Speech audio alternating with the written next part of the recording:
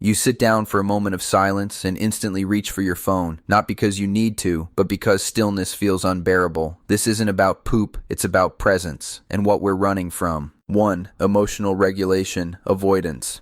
Scrolling while pooping isn't about boredom, it's about numbing. We've trained ourselves to fill every pause with stimulation because silence forces us to feel, and sometimes what we'd feel is discomfort, loneliness, or even shame. 2. Micro-dissociation in plain sight. That 5-minute scroll, it's a socially accepted form of dissociation, a tiny escape hatch from reality. But over time, these micro-escapes chip away at our capacity to be with ourselves, fully, honestly, without distraction. 3. The illusion of productivity.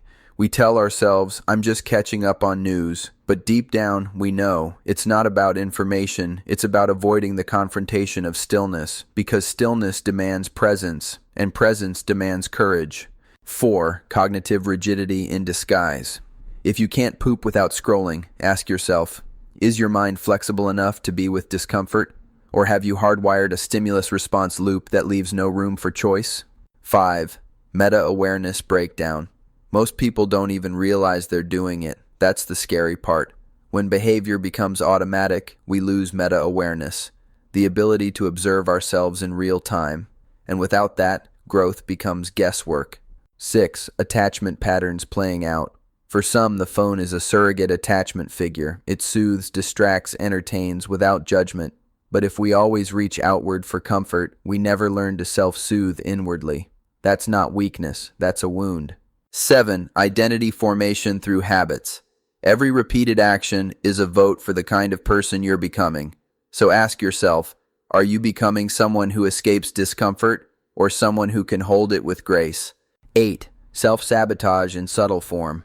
It seems harmless, but it's not, because every time you scroll, you reinforce the belief, I can't handle this moment without distraction. That belief becomes a self-fulfilling prophecy. That's how self-sabotage hides in plain sight. 9. The fear of inner dialogue. What if the real reason we scroll is because we're afraid of what we might hear in the silence, the inner critic, the unmet longing, the truth we've been avoiding? But healing begins when we stop running. 10. The lost ritual of release. Pooping used to be a moment of reset, a literal and symbolic letting go. Now, it's just another scroll session. But what if you reclaimed that moment as sacred?